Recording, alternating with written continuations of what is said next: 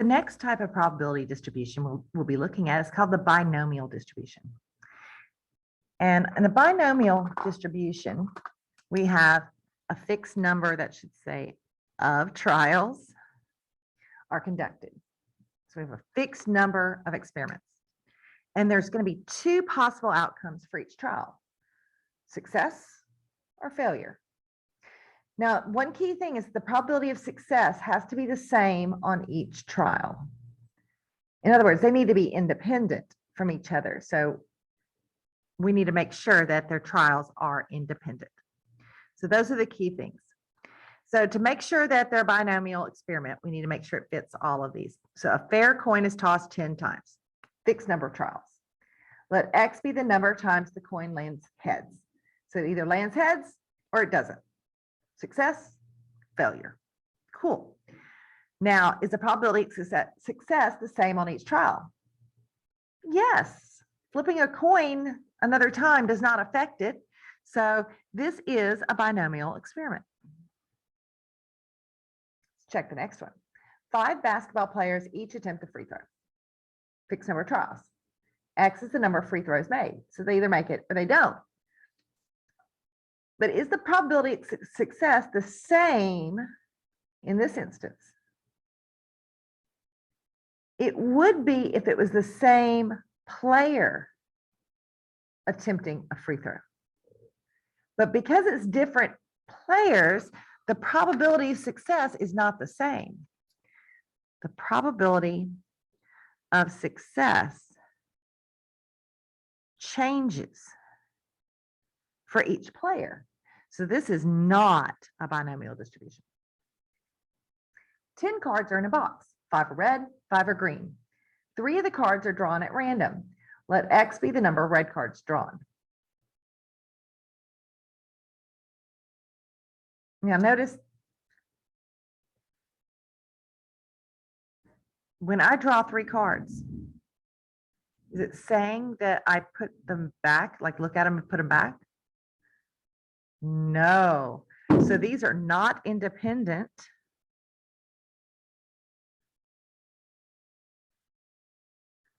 Therefore, not a binomial distribution.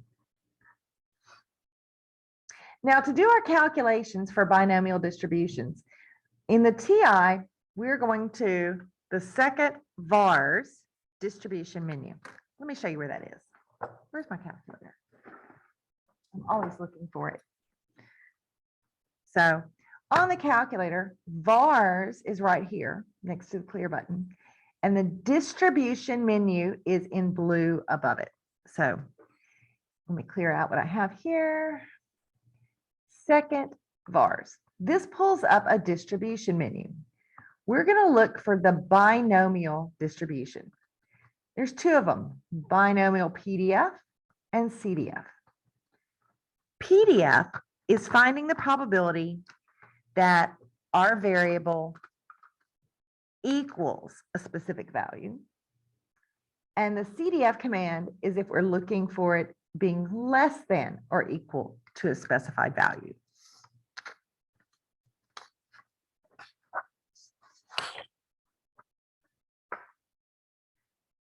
In a recent poll, 10% of adults said that they considered themselves to be gamers. Assume that 18 adults are randomly sampled. So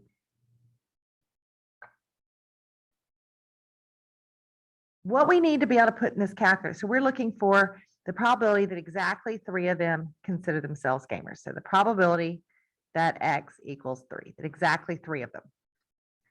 Let's talk about what we're going to put into this calculator. So exactly 3 would be a PDF. So this is binomial PDF. And when I click on this, it's going to ask me some questions. Trials. How many trials do we have? We have 18 adults. What's the probability that somebody will be a gamer? Well, that's 0.10. So the trials are 18. P is a probability of success, 0.10, probability of success.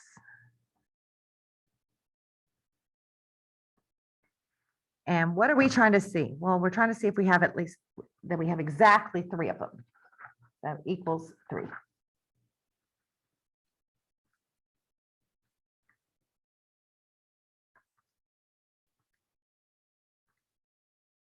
And it tells me that probability is 0.168. Fewer than 2 of them consider themselves gamers. Well, that would be fewer than 2 .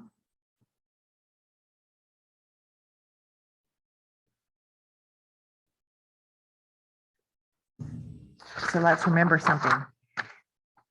This is less than or equal to for the CDF. So fewer than 2 would be less than or equal to 1, fewer than 2. Now we could have calculated the probability for exactly 0 and the probability for exactly 1 and then added them together, but the binomial CDF allows us to do it in one step.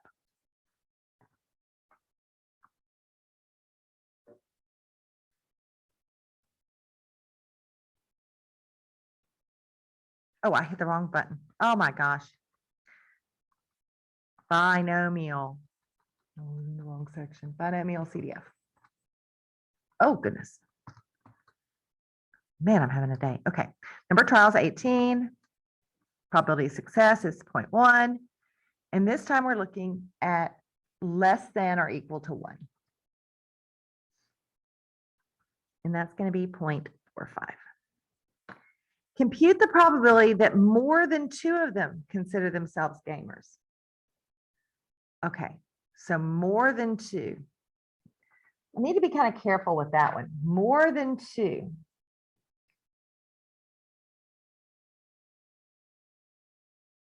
Well, if I want to find more than 2, the probability of X is more than 2. I don't have that feature on the TI. That would be probability of more than 2. I could find by doing 1 minus the probability that I'm less than or equal to 2. So that's CDF.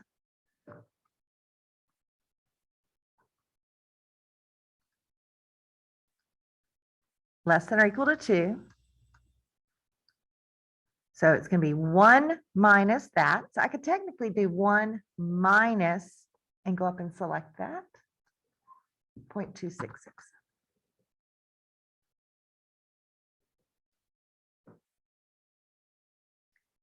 Now the next one, it says the probability that the number who consider themselves gamers is between 1 and 4 inclusively. Well, I could sit there and do the probability that X is 1 plus the probability that X is 2 plus the probability that X is 3 plus the probability that X is 4. Or we could find the probability that X is less than or equal to 4 and subtract the probability that X is 0. So either one of those would work. Now CDF is a less than or equal to.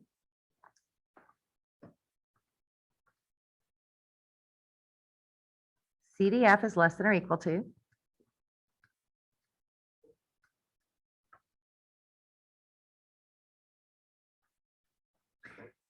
PDF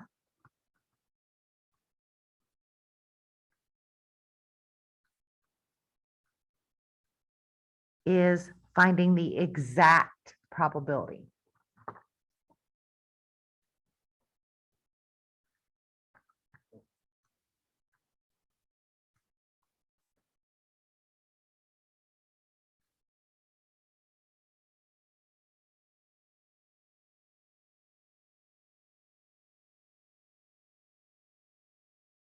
On the next example, I'm going to show it using the NumWorks calculator.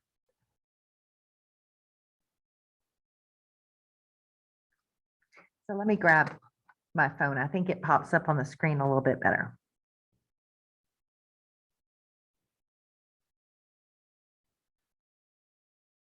Maybe. It's still a little small. I have to zoom in a little bit. Okay, so I'm going to go to the home. For this,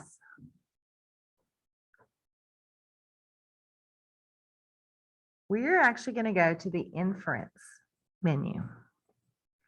And we are going to be looking for a probability. That's the first option. Here, we'll do actually the same example. Binomial distribution, that's what I have. N is the number of trials, and it actually tells me on here that N is the number of trials, 18. P is the probability of success, 0.1. Next. Now, it automatically had X is less than or equal to, so I might as well just try that with X is less than or equal to 1. It gave me 0.45, same thing there. But the nice thing about this calculator is if I wanted to change that to be an, oh, it's not letting me do that. Hold on. Oh, it will. If I go over here and click enter,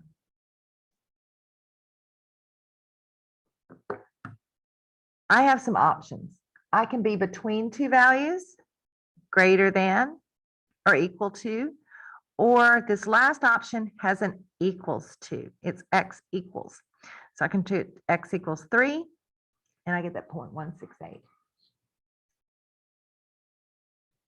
More than 2 would actually be 3 or more. I could actually go in here and choose this option, which is greater than or equal to. Notice that really makes a difference here. Greater than or equal to 3 would be more than 2. And I get 0.266. Between 1 and 4. This, oops, one right here has a between option. So between 1 and 4 is 0.8217, 0.822. Pretty nifty on the numerics calculator. But since most of us have the TI, I'm going to use this one. Okay, the Pew's Research Center reports recently reported that approximately 30% of internet users use the image sharing website Pinterest. So our probability is 0.3. Suppose a simple random sample of 15 users is taken. So trials equals 15.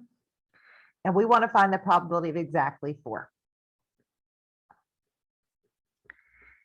In the TI, that's binom PDF.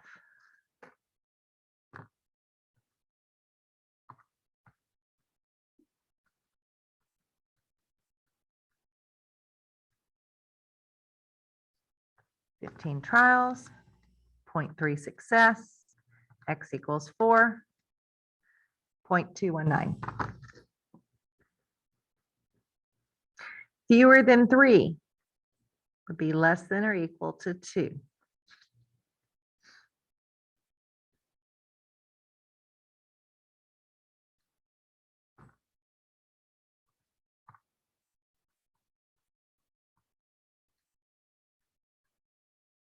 (15 trials, 0.3, less than or equal to 2. 0.127. Find the probability that more than one person uses Pinterest. More than one would be the probability that X is greater than or equal to 2. More than one. Well, that would be 1 minus the probability of being less than or equal to 1 user. You see, you can actually type this in one step. CDF is less than or equal to 1. And it's doing a 1 minus that probability, 0.965. Find the probability that the number of people who use Pinterest is between 1 and 4. Well, I can do the probability of being less than or equal to 4 minus the probability of equaling 0. So less than or equal to CDF minus equals to is PDF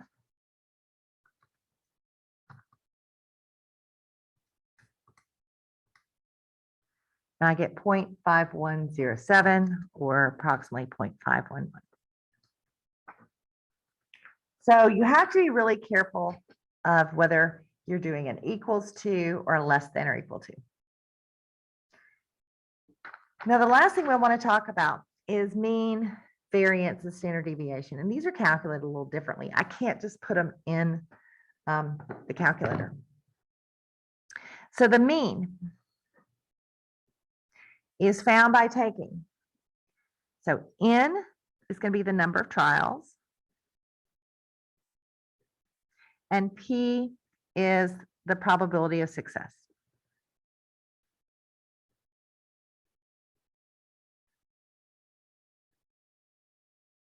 I would take N, the number of trials, times the probability of success.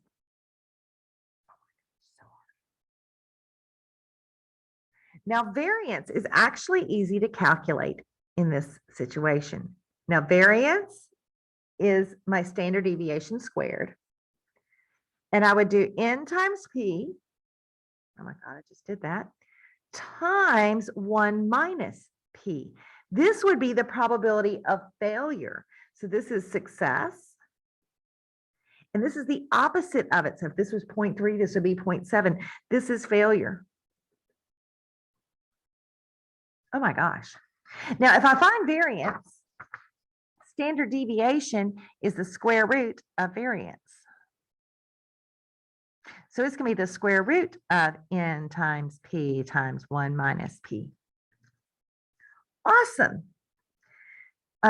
So Gregor Mendel discovered the basic laws of heredity by studying pea plants. In one experiment, he produced plants whose parent plants contain genes for both green and yellow pods. His theory states that the offspring of two such parents had a probability of 0.75 of having green pods.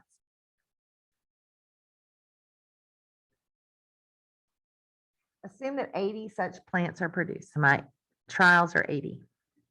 Find the mean number of plants. So the average number of plants that have green pods would be 80 times 0.75.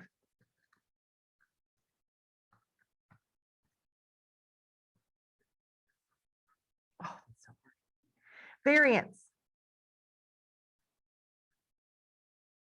is going to be N times P times 1 minus P. So 80 times 0.75 times 1 minus 0.75 or 0.25. Well, technically, I could just take my last answer times 0.25. Standard deviation is the square root of variance. So it's the square root of our last answer.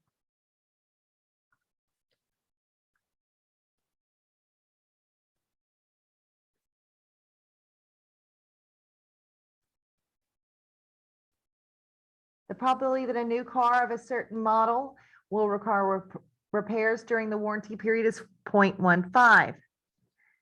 P equals 0.15. A particular dealership sells 25 cars. N is 25. Find the mean, the variance, and the standard deviation.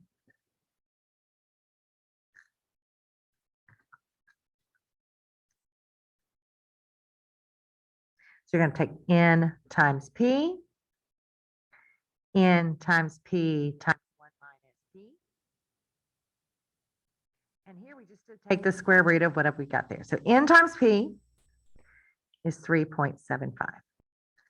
25 times 0.15. So that was 25 times 0.15.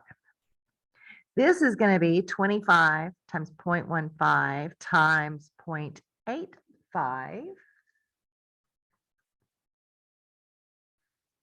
And that's 3.1875. Now my standard deviation is just gonna be the square root of my variance.